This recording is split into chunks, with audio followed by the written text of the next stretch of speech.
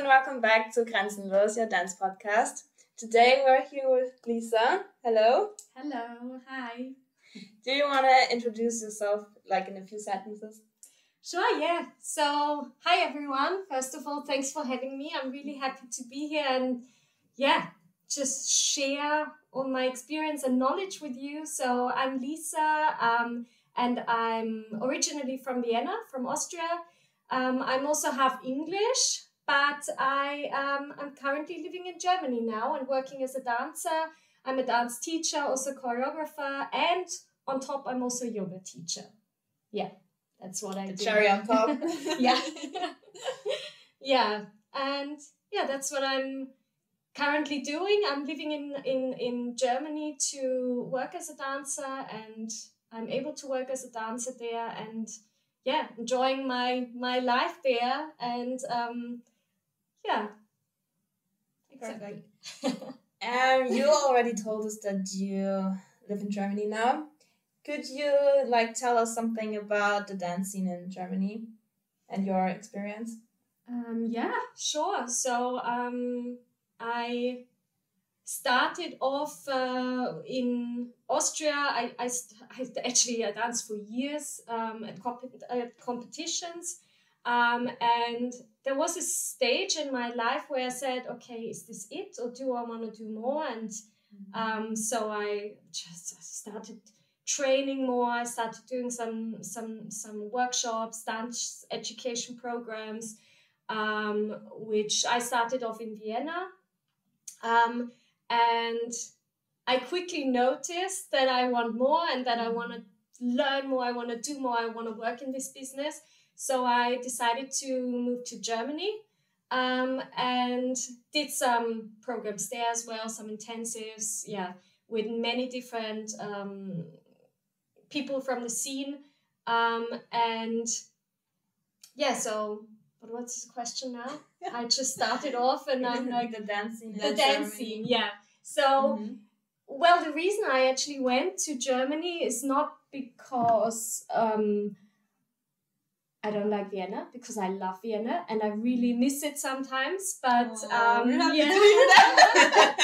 But so I love coming here and being here with you now. Also, it's very special to me. But I actually went to Germany because the scene is there. It's a lot bigger in Germany. So I noticed in Vienna, depending on which dance styles you want to do, I'm kind of training everything now, but I'm more specialized in commercial and hip hop. But I started training ballet and jazz and everything. But depending on which dance style you want to be focusing on, or in which business you want to work in, I've noticed that the commercial scene in Austria or in Vienna is quite small, depending on who you know and just depending on connections as well. And so I just gave it a try. I went to Germany, did an intensive there, and I just decided to stay. And wait, yeah, you so went to an intensive. I also on that point there. I'm not gonna go back. You went back. Yeah, I did. It wasn't. One-way ticket, guys. I'm done. No, it was an intensive program, 3 months. And which one was it? Advanced dance program. That one. What's she called? Sonia By Sonia Bartucelli, Yeah. And it was such an amazing experience. I really enjoyed it. I did that in Berlin. And on top, I decided to also do it in Cologne because I loved the intensive training. Oh wait, it's like in two? Exactly, But it's only in Cologne. No, it started off in Berlin because that's where the studio is. And then they decided to also have the advanced dance program in Cologne. So I thought it was only Cologne. I don't know, my head was like Cologne. Okay. And so I went there. I first started in Berlin. I lived there for 4 months. Then I came back to Vienna and I kind of said that's not enough yet. I want to do more. I want to stay there. I want to work there. And so I decided to go back. And it was a hard decision between Berlin and Cologne because these are the main hotspots for dancing, and not only the commercial scene, but just in general the dance scene. So I said, yeah, I'll do the advanced dance program in Cologne as well. Just because I loved the training. We always started off with ballet and jazz, and then we continued with commercial hip-hop. We had dance theory, business theory, everything, learning about the industry. So I really enjoyed that, and I just wanted to train in a different city with different people, but in the same concept. Yeah, and then after that, into that advanced dance program, I decided to stay in Cologne. And the nice thing about it was that we got to know choreographers, we got to know many people from the business already. So I was able to connect quite quickly. So I sent my CVs and I sent my material and I was cutting my show reels and I was, I was really trying to get into that business and show myself and connect with everyone there. And shortly after the advanced dance program, I think it ended in January. And I think in March or April, I kind of had my first job, and that was already a TV job. Wow. And that was so amazing because I'm like, oh my God, it's my first job in Germany. And I'm already on TV, and it was like so crazy for me. And I really enjoyed that. And I think it's always gonna stay in my heart because it just was so special. And telling everyone, hey, I'm gonna be on TV in Germany, and that was really nice. Can I ask something real quick? When you were saying you stayed there for 4 months, 3 months, or this part, did you save a lot of money to just train there and live there, or were you working beside? Because when you said that was your first job and you were just like starting off, you were not able, like before, I guess when it was your first job, the other 3 months you did not have dance jobs, right? Yeah. So you were not not yet ready to live from dancing. Yeah. Only. How did you do it? So where should I start? So I got my bachelor degree, master degree. I studied and I was always dancing next to studying. I also in 2009, quite long ago, I founded my own little dance company, which still exists. It's called About Dance. And I'm very, very proud of this little dance club we have, and that they're also still going on, even though I'm in Germany now. And we went to competitions and everything, and I didn't even realize that I really want to do that professionally. So after studying, I worked and this and that. So I kind of was earning my money. And for some reason, it must have been like a call or whatever. My company closed, and I got a kind of a bonus, and I got some. I was able to use it for educational reasons, whatever. And I said, like, do I really want to do something like in the field I'm working in now? And then suddenly in my head it went click, and I said, can I maybe also invest it in a dance program? And somehow we found a way around it, and I was able to cover the costs with that bonus I got to go abroad and do that. So for that, I didn't have to pay, so it was like a really good chance for me just to start off new and try something else. But you still had the costs for living. Yeah, exactly. Yeah. So for I don't know, for a while I was kind of living from the money I was saving, and then I noticed that I just need a bit more to just cover my costs. And currently, what I'm still doing now is that I have a home office job as well in the mornings. So I work in the mornings, and then from the afternoon I can go and train, do my jobs, shows or whatever. And I try to, what was very important to me already back then is to find a flexible job. Because if I have a show and if I have rehearsals, then I just need to shift my hours. So and I found that, and it's a really good combination for me, even though I'm have never been a big fan of office jobs and sitting on the laptop for very long. It's still something you need to do sometimes just to cover your costs, daily life, and the way it is now is fine for me. And as long as it's not too much and not too many hours in front of the laptop, I'm fine with that. That's how I managed. So saving in the beginning, but then I realized, okay, I might just need a home office job just to No, like I just asked because I was like, you know, it always sounds so fancy. It's like, going from dancing first job. It always sounds like I know, like, you know, if it's meant to be, it's meant to be, but like it's not that easy just to. Yeah. And for some people might, like, if they might hear that, they're like, okay, but like there's so much around that. How did you do that financially, you know? So it's really interesting to hear. Yeah. It definitely is a very important fact, like thinking about these things in the beginning. How am I gonna do it? And not just so that's how I did it, and that's how it's working for me as well now at the moment. And what is it like to work as a dancer abroad? Well, I must say Austria and Germany is not that different.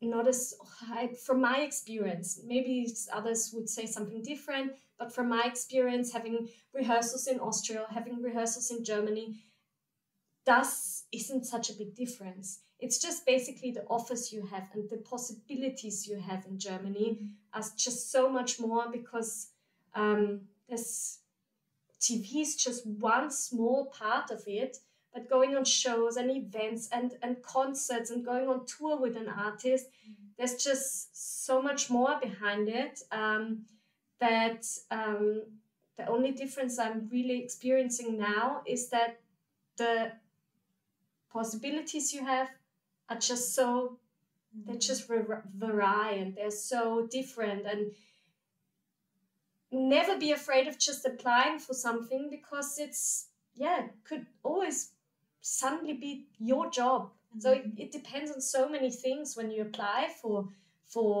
when you send your material off for a show, for a job that's offered to you. So. But isn't there also more competition then? Because like the scene is bigger. I mean, like Austria, you know. Yeah, we have people who do it professionally, but like the amount of people who do it is still like, I don't know, you know, not many people. So there's not like a lot of competition. Yeah. And if you said like the scene is much bigger, like you said, you also like you have more opportunities, but you also have more dancers who want to do it professionally, right? So isn't it like, you know, how do you say, what's the English word? I also don't know the German word right now. Oh my god, that's how we love it. However, like, you know what I mean. No, but smaller, but like bigger, more people. That's a very good question, because I just was thinking, wait, there must be something else. You know, it's like, sounds too simple now, but of course, that's a very, very good point. The competition is definitely a lot bigger. Already in Cologne is a lot smaller than Berlin, but already in Cologne there are so many working dancers and so many people in the industry doing shows, and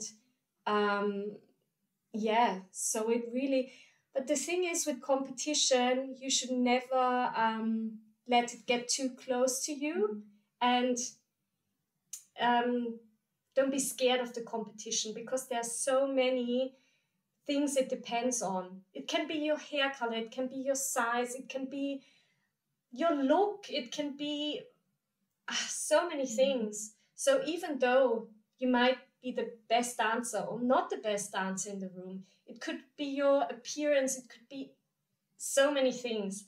And that's why, there is competition, but you should never be scared of showing yourself just because there's so much competition. Go out there, show yourself, because it depends on so many things. Guys, the word I was searching for, ratio. The ratio is different. The ratio, So that was the word. Yeah. So for sure there's competition, but everywhere, right? Everywhere, exactly.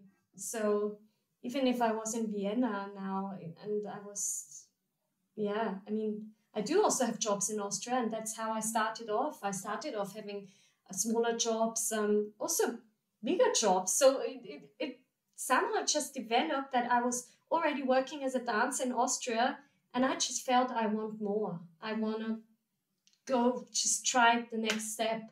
And that was Germany for me. And it turned out that it's working and it's fun and I love it. And I'm happy to be in Germany and just do what I love there. May I ask, to be a little, I don't know, how old are you? Because when you said 2009, you had your first. I was like, okay, and you said like your bachelor or whatever. I was like, so, okay, like, but that doesn't. Because I also had 25 or something like that. But no, so if I can be that curious, how old are you? You know, or how old were you when you were going abroad to Germany? Let's say dancing keeps you very young. No, okay. I guess when I talk about my age, I never make a big thing about it because it's not a big thing. It can also mess up your mind because it can also be like you could happen that you set a boundary because of your age and someone's telling you you might be too old or whatever. So I never make a big thing about it, but I'm 33. I was, to be honest, I'm gonna be honest for a second, okay? We were talking before. I was asking people, do you know how old she is? Because I was like, I think I was following you on Instagram, I don't know, I don't know, to be honest, but like, it has already been some time. So I was like, I don't know, in my head, you know what I guessed you? 23. Like half an hour ago, I was guessing 23. P was guessing something like close to it, like you were guessing 26. Yeah, but just because I know you did the same education as me. That's exactly. That's why also I thought. And it was like 3-4 years ago in my head, or like I don't know. You were going abroad to church, so I was like, okay, maybe you were like 18 doing that education. That's why. That's how my mind went. And then you said 2009. I was like, okay, that can't be it. Yeah, because also you said master and bachelor degree and everything. I was like, no, okay, no, that don't fit together anymore. So the thing is, and that's what I want to... It's a really good point. Let's talk about age. Let's talk about let's go for it. Time pressure and all the pressure you put on yourself. Yeah. I'd say I'm a very good example for it's never too late. Because I was studying and I was realizing, this isn't what I want. What do I want to do? And I was always dancing, but never really was thinking of the next step. And so after my master's, I just said, no, I don't want to be full-time in the office. I want to try something else. I want to try something new. And I was 27 when I took my first ballet class. So Wait, but you said you started with ballet and chess, right? No, I started with commercial. Okay. Yeah, I started with commercial hip-hop. I did video clip dancing for years. That's a competition I also went to. I don't know, some people might still know Dance for Fans. That's when I started with video clip dancing, which was kind of commercial, how you would call it today. And so after that, after studying, I just started this contemporary dance program. It was for almost a year. And I started off with ballet and jazz and this and that. It's not like it was totally new to me, but my body didn't know it. My body needed to get used to it and all the technique. And I was like, oh my God, what am I doing? And I was questioning so much, but it was such a good and nice experience because first of all, you see what you're capable of. You see what your body is capable of, what your mind is capable of. And was such a nice experience and challenge. And from there on, I was like, okay, what's next? And then I did the colleague for kommerzielle Tanzstile and Tanzpädagogik. I think it's changed a bit. I don't know how it's now. But I just also in that program, I just loved the variety as well. Yeah.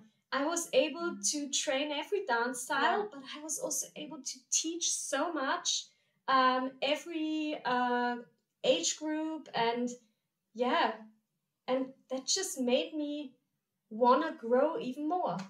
And I was never thinking about my age, coming back to the age. I was never thinking about my age because I just said, I want to do this. And I don't feel too old. It's not even old. That's the thing, you know? It's not, no. I don't feel not ready. I feel more than ready. And I just was so hungry. I was really wanting to do it. And so I didn't set myself any boundaries, not thinking about anything, actually, just doing. And then just step by step, more and more came and doors open, and so nice. No, it's just a number. Like, it's for real just a number. Because I don't know, I think like stressing about age. I know actually many people who are stressing about their age, to be honest, you know. And those people I don't know who are stressing about their age, some of them are 28, some of them are 21, you know. And I'm like, both are stressing about their age. I'm like, okay, you know. Yeah, but I think it's because people are like, okay, with 30, you're like too old to start dancing because I don't know, you're. Do you know Kim Hale? The from Los Angeles. No. I think she's like a lady with gray short hair. And really successful. Yeah. You know? I think she does. Doesn't she do jazz? Yes, and heels and everything. And she's like, know her? I'm sure you've seen her before. Yeah. And like, I think she's like a really great example for. She's not even that old. She's like 60 or 50 or I don't know. But some people guess her 70. But she's I think like younger. And I think she's like a really great example because she's also doing jobs. She's building up her dance career. And she started like, I don't know, way much later. You know. Yeah. So. It it also really depends on the dance style. I would personally say that's because true. I know I won't be a prima ballerina on stage anymore, but that's also not my goal. I want to know the technique. I want to be able to do my turns and jumps at jobs if they're needed. But my goal is not to work in a theater or opera. Yes, of course, I want to be standing on those stages, but not in a ballet piece or something like that. Even though I love it, I love watching it, but that's not where I'm coming from. That's also not where my heart is dedicated to. And I'm more in the commercial scene, and I love it. But every dance style is so unique and special, and you can take so much from every dance style. And that's why I think it's also so important just to try and to stay diverse and be a versatile dancer. That's what everyone tells you. Yeah, be versatile. Be versatile. Be yourself. Be your own. Be yourself, but be everything. So whatever people or someone was on my head was telling me, which is quite hard sometimes because your head is trying to tell you something else, but your heart and your body and whatever just wants to do it, and then just go for it and try. And I really think I'm a good example that it's never too late. And I have people saying like, I'm 23 and I don't know if that's the right thing for me, and I think I'm gonna stop again. And I'm like, girl, no way. You've still got 10 years and you could still be doing this. I think you can. It's even more years. Yeah, it's even longer. No, I don't. You can start anytime. It's just, I think ballet is just a little bit harder because it's like also your anatomy. I would more say it's the scene as well. Or the scene, yes. You know, but you can still do it, but it might take longer or job-wise. Yeah. No, but especially what's needed in the jobs I'm doing, and if you train that, you're able to get there without being a prima ballerina. And it's just a kind of, you need a package of technique which you can use at jobs, and for a lot of jobs that's enough, you know. But not saying don't be behind it and don't train. you should definitely have a foundation, a good solid foundation of technique that you are able to use it and show it on jobs where it's maybe also not needed, or auditions, anything, just whatever you have in your package, in your rucksack, and you can show, is the more the better, basically. Yeah. So I was always wanting to train as diverse as possible, which I did. Could you tell us which styles are mainly needed in the Germany dance scene? Well, yeah, just talking about versatile, I think it really depends on what kind of job. And the thing nowadays is there are not that many auditions anymore. It depends also for what. If you're auditioning for musical or I don't know, an opera piece or something like that, there might be more auditions. But especially in the commercial scene, there are not that many auditions anymore. So it really depends on what kind of job. But coming back to what I said before, it really is good to have a strong foundation in every dance style to be able to use it whenever it's needed from you. Because it might be that you're at a commercial job, but just the song of the artist is very slow and they want to do a contemporary piece out of it. And then it's just good that you can, show a different side of yourself.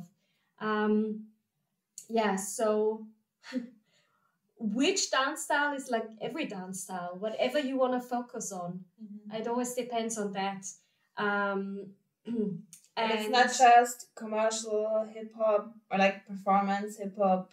I don't know, jazz. Yeah, it's also like more Afro dance hall. Yeah, of course it could be. I think it always depends on who you're working with, for which artist you're working for, and it can be anything. It can be jazz, ballet. It can be Afro vibes. It can be house. That's a good point, because I've noticed in jobs that some house basics might also suddenly appear in that choreography. And if you just know the basics and know how to use your body in that dance style, then so much how do you say it? It opens doors for you. Yeah, exactly. Yeah.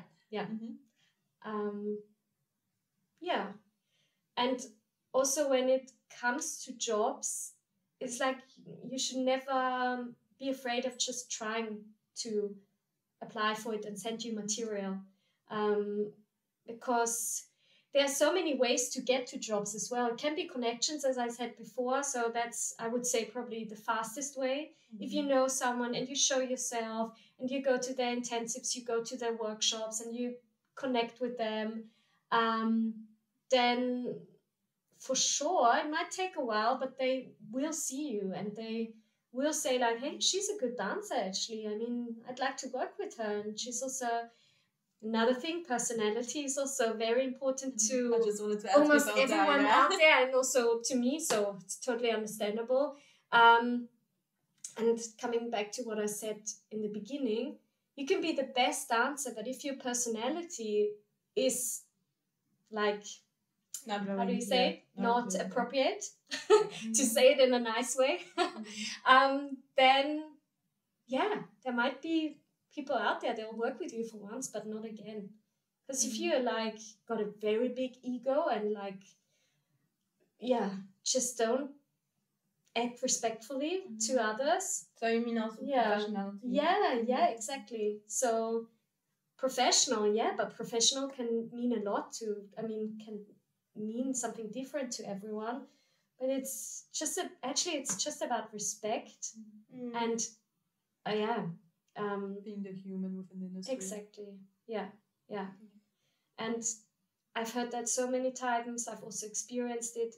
So being the best dancer and having the craziest skills It's good, enough. But it's not enough, and not always what's most important. Actually, not always. It's mostly not the main reason why you get the job. Because there's so many, as I said, there's so many aspects that come into consideration when it's about that job. Who are they looking for? Do they only want blonde girls? Well, great. Yeah. Okay, bye. Thank you. You also don't always know in the beginning. You know? Yeah, I mean, it's also not superficial. How's it called? No, superficial. Yeah, it's a superficial thing as well. That's it's not personal at all. Yeah. Guys, also sorry. No, but I just wanted to say they might ask if you would change your hair color, but that's also, I'd say, hasn't happened to me, and not that often the case. I mean, to go from dark to blonde would be a little extreme. So they'll just take 3-4 blonde girls, and that's it. That's easy, and then for example, so. Do you have green eyes? I was also thinking about, could you change your eye color? You could with contact lenses. Yeah, you could, but I don't know how nice it would look. Oh, they're good ones. I think that would be easier than dyeing your hair, to be honest. Because you can put them out again, you know? If you can put them out again. It's actually easier. I was only thinking about the creepy eye things, because I was like, is it possible? Yeah. Never mind. Okay. And how do you actually get jobs? So besides connections, of course, there are also auditions. How do you get to the auditions? Yeah, that's a very good question. How do you know they're happening? Because they're happening, but to some you need an invitation, no? Mm-hmm. Yeah, so they are first of all Instagram. So there are choreographers and also agencies that post auditions on their Instagram page. So if you're lucky, and I mean, you might of course be following that agency, then you'll see it.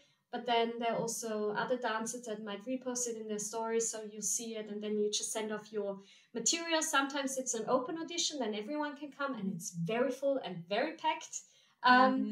And sometimes it's you send your material and it's on invitation.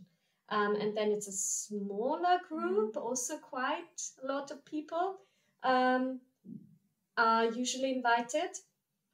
And then they do a pre-selection.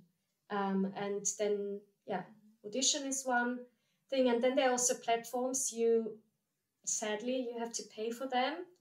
There are platforms you can pay a monthly fee, and then you have access to more jobs. You find... But it's not an agency. No, it's not an agency, but it's just platforms you kind of, you sign in, and you have a membership with them, and you pay a monthly fee, and then you have more access. You have access to more jobs. Often musical auditions. But access to more jobs means you get the job, or you just know that there's auditions. Just to make it clear for the people listening to that. Yes. That doesn't mean you have jobs. No. You just pay for it, that you get to know about the auditions. Yes, exactly. Just to make it clear for the people listening, yeah? That's the thing, yeah. But of course you could get to know about that audition or that job from somewhere else. But being on those platforms, you can automatically send off your material on the platform, and then it also depends on if you're invited or not. But yeah, you pay for that if you want to. If not, you also don't especially miss out on big jobs, because you'll find out somewhere else. Are you with an agency currently? I am with agencies, yes, but in Germany it's not the case. Not not like in America that you're with one agency. You kind of send your material off to agencies in Germany, and then they accept you and keep your material and book you, or they don't, or they don't even reply. That's sometimes also the case. And then you just need to be like a bit pushy. Because I know in Austria you can only be signed with one agency for law-wise, but I got told. Well, in Austria... I don't know if it's still, like, it was, like, 2 years ago that someone told me that. I don't know if it's still, like, a thing. Yeah. But, like, the person told me you can be signed with one agency in Austria and with one in Germany, but not with two in Austria. Mm-hmm. That's what I got told. But, like, that's, like I said, 2 years ago, I don't know if it's, like, still... Yeah. How it is. The thing is... so in Austria, I haven't made that experience yet with agencies, because when I was working in Austria, I was mainly working with a TV production or the choreographer itself or a company, for example. So I was never stuck to one agency. And in Germany, that's not the case. Sure, there might be agencies that they'll try that. To keep you for... keep you. I also haven't experienced that yet. But no, you can be in more agencies, and it's okay if one agency books you and then next week you're working with a different agency. Sure, there might be agencies which don't get along that well with each other, but that's also only rumors. You never know in the end. But still, you are able to work with different agencies, and that's actually a nice thing, because then you're able to present and show yourself to everyone out there. Yeah. When you finally get a job, what is important to have and what are the no-goes? So being a good dancer, being versatile, yes, okay, but coming back to what I said, it's really also about your personality and how you act on a job, showing respect, being on time. And on time doesn't mean on time. It actually means coming earlier. So like just being there, be ready, have your trainings clothes on, and maybe even warming up or whatever, just really being present and being focused, and just creating a good atmosphere in rehearsals, and of course at shows as well. And it's a basic thing, but you won't believe how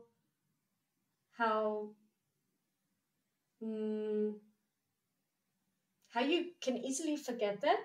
I mean, I don't, but it's just about a simple hello as well at jobs sometimes to everyone that is participating in this production. That can be the makeup artist. Being polite, right? Exactly, yeah. Exactly. I like, for me, it's like, I could not imagine not saying hello to somebody, like, especially on purpose. So, like, you know? Makeup artist, costume designer, that's might sound obvious, but if it's the catering, if it's the cleaning lady, so really everyone that's involved, it's so important just to create this nice atmosphere on a job. And then it's just so much more fun if you're working in a team which really supports each other and respects each other. And personality, respect, being on time, but there's something else I wanted to say, but I can't remember now. It will come back. Maybe. And on the opposite, what is a no-go?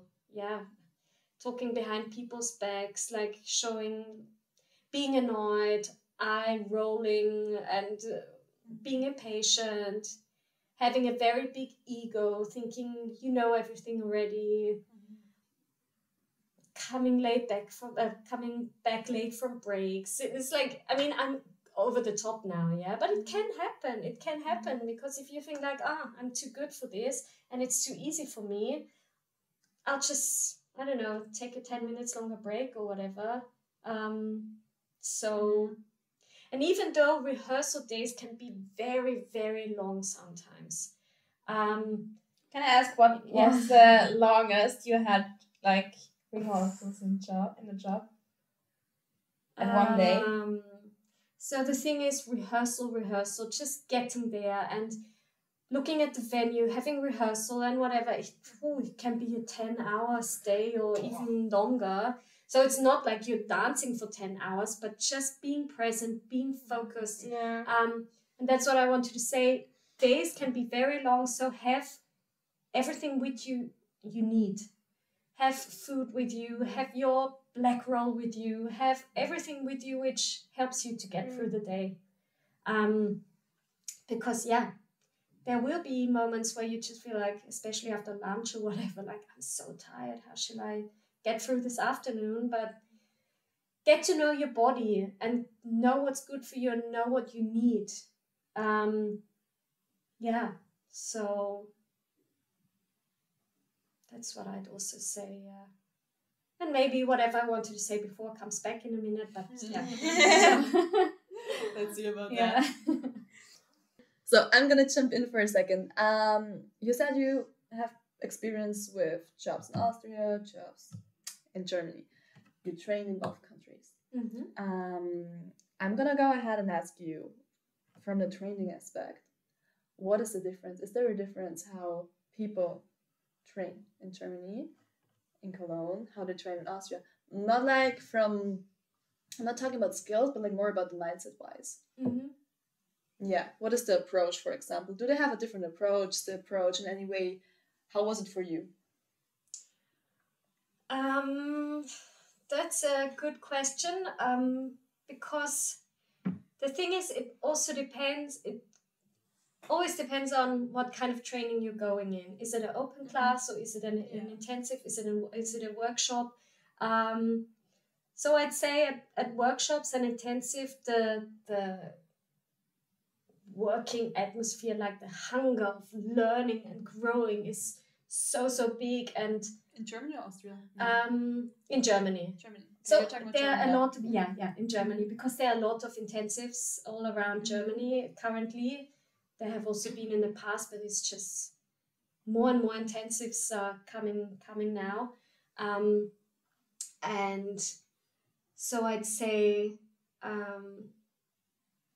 that's the big difference to open classes, because in open classes you can find any level. Even if it's an advanced class, you will find many different levels in that class. But from training perspective, I wouldn't say it's a lot different. I wouldn't say German people are more focused than Austrian people, because it really depends on what attitude you bring to the table, right? And what your goal is behind it. What is your goal in an open class? What is your goal in an intensive? And I mean, what is your goal at a job? I think we don't need to talk about that, So I wouldn't say like people in Germany are like more focused than in Austria. It really depends on in which environment you are and what your goal is. But if I'm now outside of Germany, thinking of London, that's like, because I love going to London and training there as well. That's like a totally different world. It's like even. What do you refer to? People push more. People are more competitive. Yeah, both. Positive, negative. Yeah, what do you positive, refer to? yes. But you do feel the competition. You do feel that they're quite pushy and they fight for their space and their room in a class and like spoken like room, like literally speaking, or like presence wise speaking. Both. Both. Yeah, it's like I mean, out of my way. You can't just generalize it. You can't say it's everywhere like that. But I've experienced like, the vibe here is different. Not always in a bad way. It can really also drill you and motivate you. But now I'm jumping in. I know what I wanted to say before. Let's go. The big thing about mindset, that's what I wanted to say. That's kind of the most important thing, not for anyone else, but for yourself. At a job, in a class, when you're training, if your mind is not where it should be and where it should be, it's like with you, not with anyone else, just really being focused and staying with you and knowing who you are, knowing that you're good enough, knowing that you're enough and that you have the skills which are needed at that job makes such a big difference also in your presence. And that's what I wanted to say before, and that also the competition and the struggles you might also have in a class, because that's the point when you grow. So struggling can also mean a lot of stress. And that's when the mind comes into account, because that's when you need to keep a clear mind at jobs, in classes. Like, oh my God, we're learning the 10th choreography today. I don't know how to keep it in my head, and then just stress, and all your alarms are blinking and everything.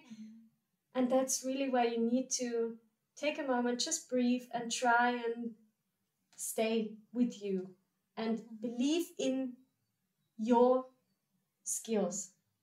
Yeah. So that's what I wanted to say before, mindset, because that can really set boundaries and protect you. And yeah, it can protect you. Like, I don't want to talk about protection. Like, you should not like feel like the need to protect yourself from the world, because like you should like hack the world rather. You know what I mean?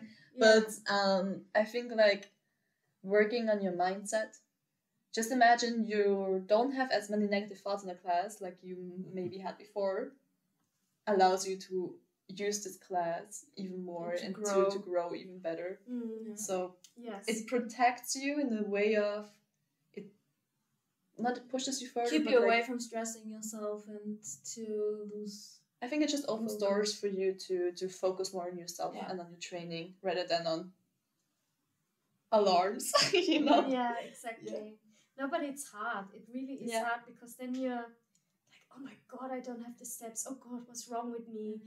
There's so many great people in here. And so I love the only what's wrong with me. I had that so many times because what's wrong with me? They're like, there's nothing wrong with me. Exactly. Nothing is wrong. It's just, I just read yesterday. I need to share that real quick, guys, because I'm currently reading a book. It's called This Is How You Heal. I don't know, maybe it's like a trendy book, I think. That guy's like, my cousin gave it to me. And yesterday, like before going to sleep, I was reading a bit, and it was she was talking about, and I was like, because that was exactly that moment, so that's why I'm bringing it in. She was saying often we tend to, out of a short experience that we have, to make a long-term decision or point of view in our life, even though it's just, you know, when you say like after a breakup, oh, I can never love again, I'm never gonna fall in love again. That's what she was referring to. But like with dance, if you're in the class, you're like, oh my God, what's wrong with me? Why can't I do that? You're just struggling in one moment. You've done so much. You're already so good. You had so much training already. But now, because of that moment, you said like, oh, I can't do anything. Yeah. You know? And that was like exactly what I was referring to. I was like, oh my God, yes, that's what I was actually doing as well sometimes, you know? Yeah. So I'm like, it's just a moment, and you put yourself in that class because you want to grow, you want to struggle, you want to learn. Exactly. You know? That's the goal from it. Be kind to yourself in that learning process. It's just a moment. And it's also switching your mindset, like, I can't do that, or saying, I am learning it. And it's okay that I'm learning, and enjoy the process. Because by telling yourself, I can't do it and I will never be able to do it, you're already putting yourself in a position where you're not able to grow. You limit yourself. You're closing up totally, and but it's hard. It really is hard. And I catch myself in that situation saying, oh my God, I don't know what to do now. And then you really need to try to, I use my yoga techniques and breathing the cherry on top.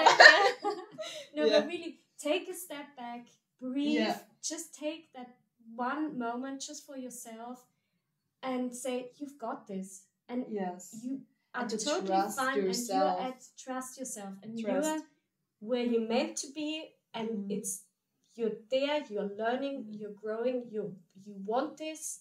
So just, and try if it was a bad day yesterday, it's a new day today. Like really try every day just to show the best version of yourself, and that's the hardest thing sometimes. But it's a really nice challenge, and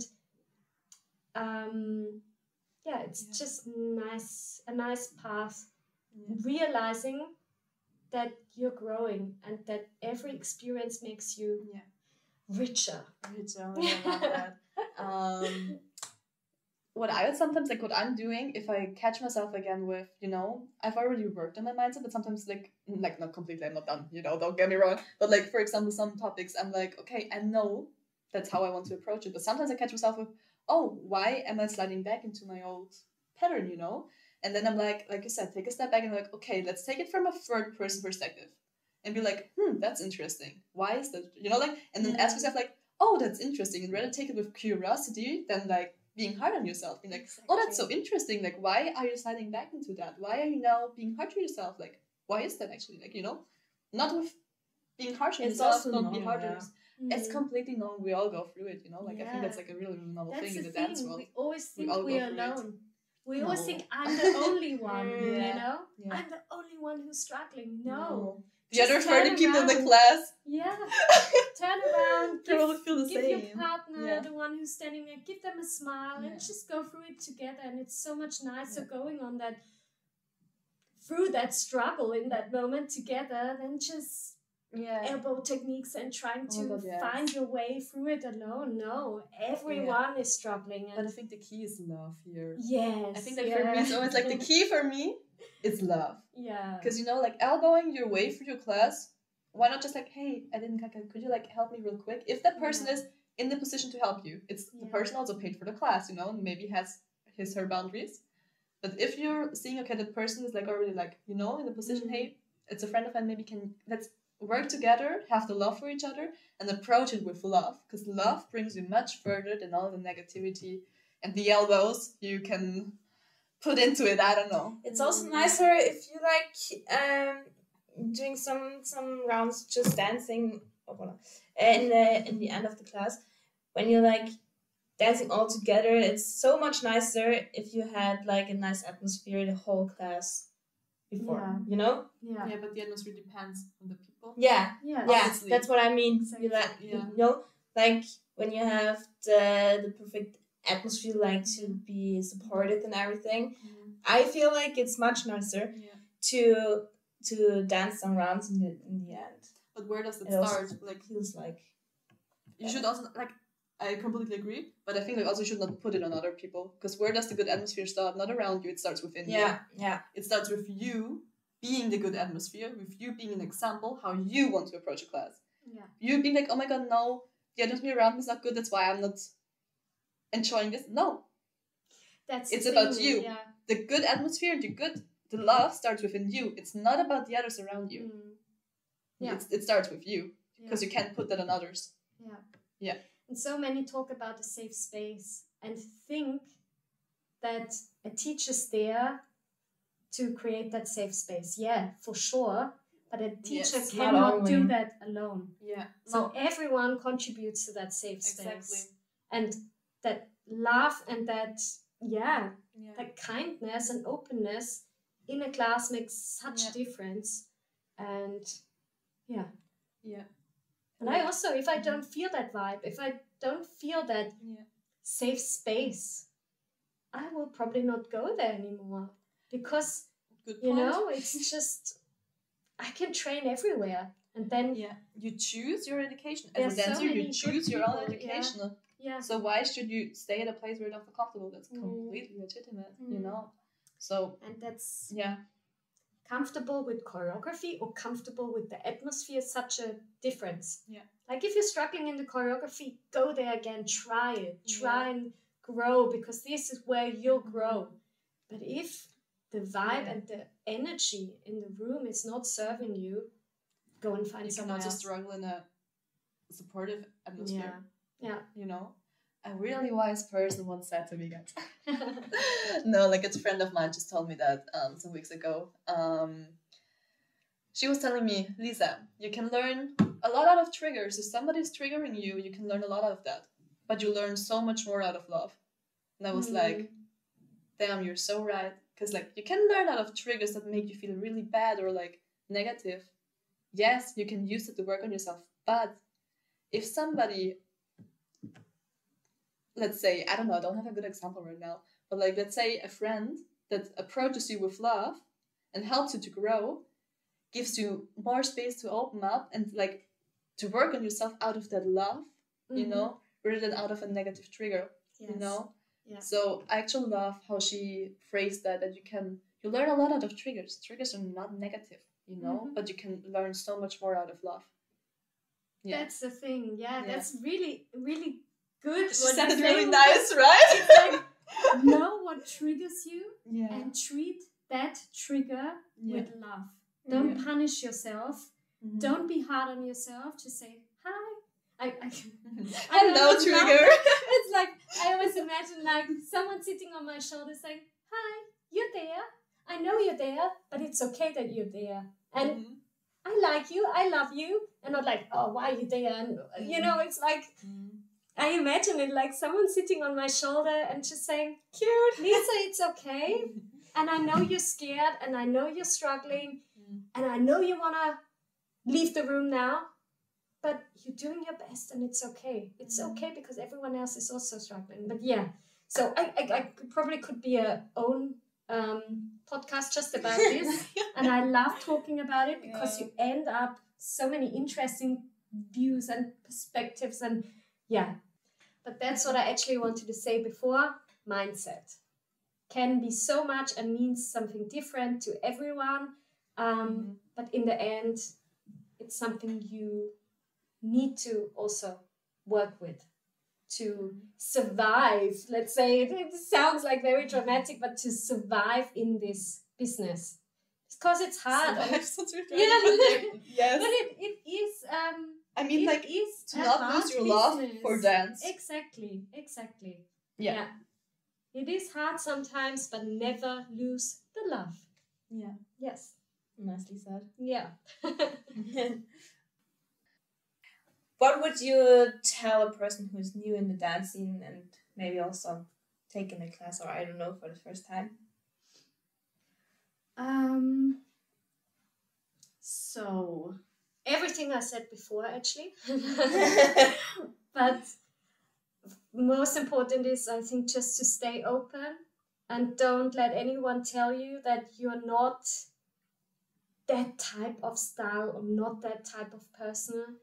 Because I, for example, I always used to have, commercial Lisa.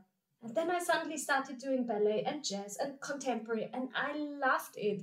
I loved jazz and contemporary so much. And I love taking classes. So stay open and find your style. That's fine. Train that style. That's fine. But still try other things. And if it's education or if it's applying for a job, can be classes, can be anything. Just open means also versatile. And that will also be a big advantage if you want to work as a dancer. You don't have to work as a dancer and still just train different dance styles and it's fine. But for a job and for the industry, I'd say really try and train as much as you can in different styles.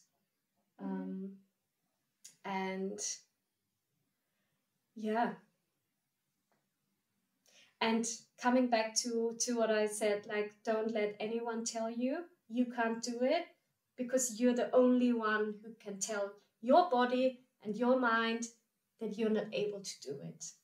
You might not be the right... Yay! You might... Period! Yes. No, I did not just do that. No, but it really is. That there are so many aspects that come into consideration. It won't be that one factor why you were not taken for that job or whatever. It might was your green eyes.